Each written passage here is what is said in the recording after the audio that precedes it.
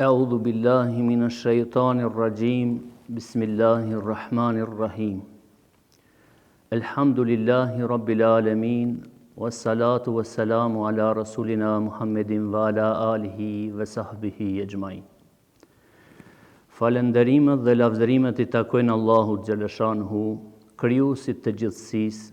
Salavatet, selamet qofshin për dërguarin e Zotit, Muhammedin alayhis salam, familjen e tij, shokët e tij dhe mbi të gjithë ndjekësit e rrugës së tij.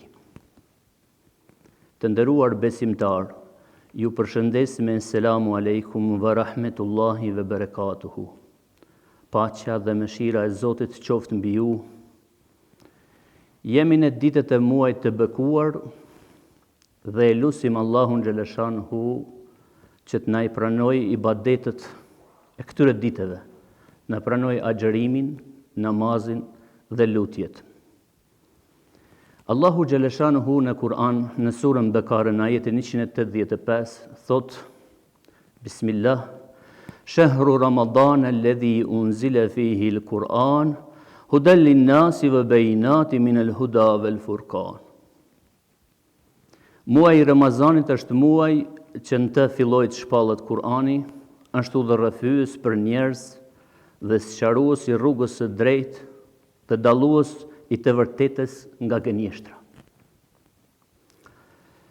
Zbritja e Kur'anit është një përgëzues dhe udhëzues I ynë, dhe bekimi I këtij muaji është I lidhur me Kur'anin.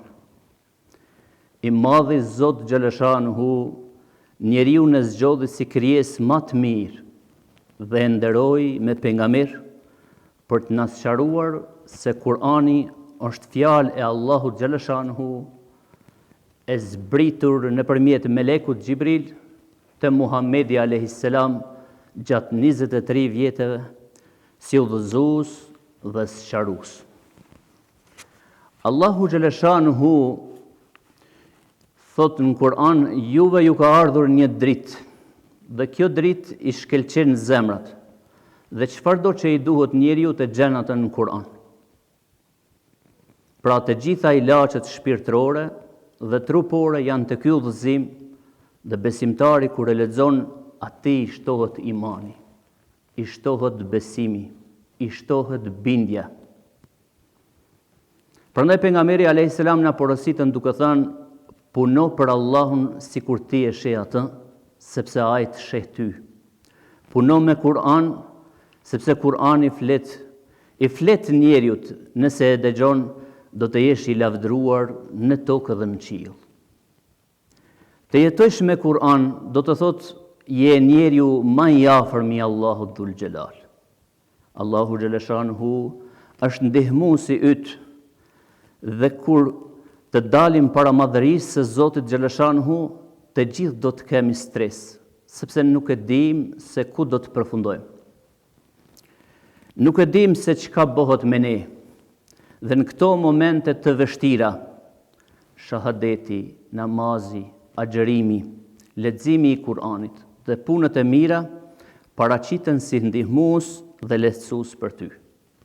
Prandaj pejgamberi alayhis salam, duke pas parasysh daljen para madhërisë së Zotit, na porositën dhe na thot: përmendni Zotin shumë, përmendni kur jeni mirë, përmendni edhe kur jeni keq. Përmendni kur jeni të gëzuar, përmendni edhe kur jeni të mërzitur.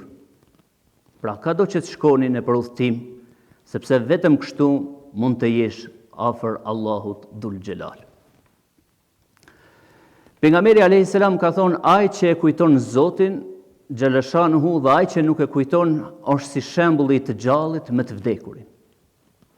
Dhe në momentin që fillosh ta kujtosh Zotin xhaleshanhu, ti o njeri, ti o besimtar, ke filluar të jetosh, të ndihesh që je gjallë.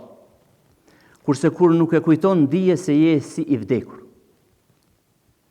Pejgamberi Muhammed alayhis salam është shembulli ynë që ne e ndjekim dhe kemi dëshirë ta dim se si e përmend ke ai Zotin xhaleshanhu.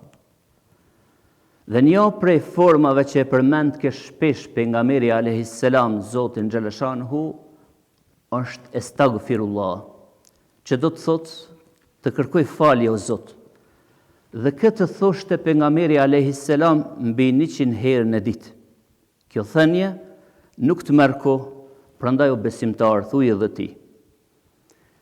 Thuje shpesh sepse të garanton zgjidhje të problemeve.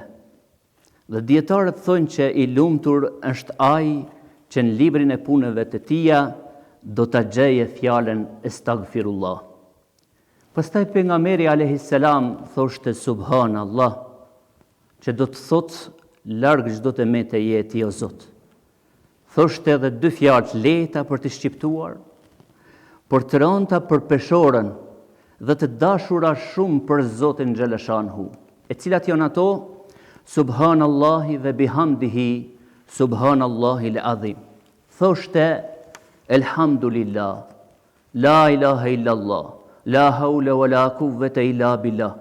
Thoshte edhe shumë lutje të tjera pejgamberin. Pra kush i thot këto lutje, Zoti do t'i jep zgjidhje. Kush ka probleme me shërimin, thot Allahu xhaleshanhu shërimin e ka në Kur'an.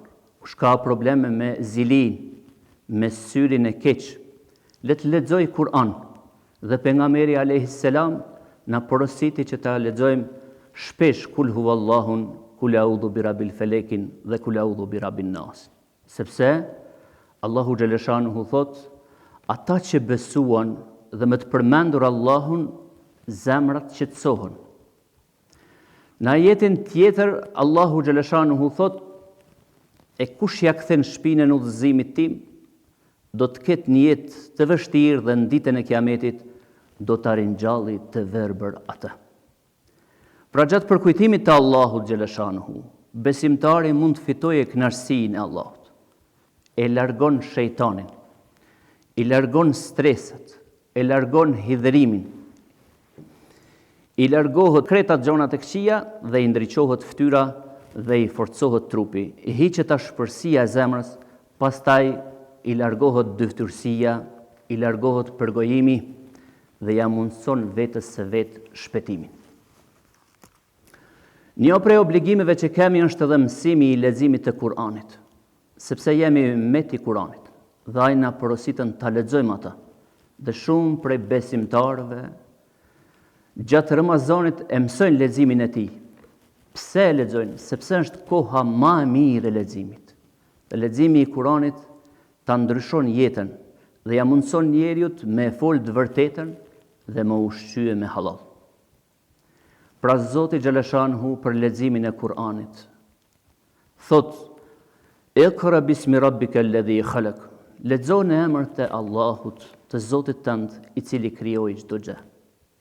Pra secili besimtar e ka obligim me lexue dhe me punu me të. Njerëzit më të përparuar në botë janë ata që lexojnë, janë ata që studiojnë, janë ata që punojnë. Ndërsa në botën tjetër ka thënë pejgamberi alayhis salam, do të thuhet lexo dhe ngritun lart në xhenet. Pra i ngritet grada në xhenet atij që lexon Kur'an. Ekzistojnë disa cilësi që tregojmë se e dojmë Zotin xhaleshanhu. Dhe secili mund ta korrigjojë vetveten. Pra kush mundohet me lexuar dhe me kuptuar Kur'anin dhe me i thuaj salavat pejgamberit alayhis salam, të ai shihet se do Allahun xhaleshanhu, të ai shihet se pason Muhamedin alayhis salam, i ruan kufijtë e Allahut, pra nuk i shkel as nuk ju afrohet ndalesave. Pastaj besimtari i mirë thirrën në mirësi dhe për të gjitha këto Allahu xhaleshanhu ka përgatitur shpërblim të veçantë. Të nderuar besimtar, mesazhi i kësaj ligjërate është le të afrohemi me Kur'an. Ta forcojmë lidhjet tona me fjalët e Allahut xhaleshanhu, sepse pejgamberi alayhis salam ka thonë, pasha Zotin, ai njeri në zemrën e të cilit nuk ka asnjë pjesë nga Kurani, është si shtëpi gërmadh. Në atë gërmadh mund të jetojnë xhinët, shejtanët dhe papastërtia. Ndërsa ai njeri që ka në shpirtin e tij Kur'an dhe që lexon Kur'an, pra janë afër melaçet. Dhe në surën Fatir, Allahu xhaleshanhu thot, ata që lexojnë librin e Allahut, e falin namazin dhe nga begatit që ne ju kemi dhënë, japin fshehurazi dhe haptasi. ata shpresojnë në një fitim që kur nuk ju humbet. Në një hadith tjetër, pejgamberi alayhis salam prap thot, kush lexon një shkronjë nga libri i Allahut, atij i takon një vepër e mirë që vlerësohet deri në 10 herë. Dhe kur të bohen njerëzit në njënën prej shtëpive të Allahut, për të lexuar librin e Allahut, edhe e mësojnë njëri tjetrin, ata i mbulon mëshira e Allahut, i rrethojnë me laqet e Zotit, dhe Allahu xhaleshanhu do t'i përmend ata tek banorët e vet.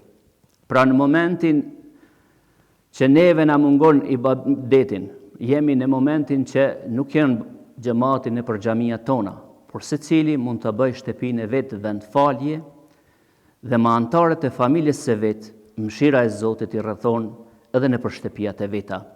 Sepse leximi i librit të Allahut është një prej ibadeteve më të rëndësishme, më të mira, që i nxjerr njerëzit prej errësirës së pabesimit në dritën e besimit. Kurani i frymëzon zemrat e besimtarëve dhe thot, po kështu me urdhrin ton ne e shpallëm edhe ty ta shpallëm Kur'anin. Shuara 52. Pra me këtë verset, Kurani është quajtur shpirt, nga se trupi jeton me shpirtin. Ashtu sikur se zemra dhe shpirti që jetojnë me Kur'an. Dhe pejgamberi alayhis salam ka thënë, me erdhi Gjibrili dhe më lajmëroi që Allahu xhaleshanhu krenohet me ju para melaçeve. Dhe tha, lexoni Kur'an se vërtet Kur'ani do të vijë në ditën e gjykimit sikur se 2 re, apo sikur se 2 hije, apo sikur se 2 tufa zogjësh, me krah të hapur.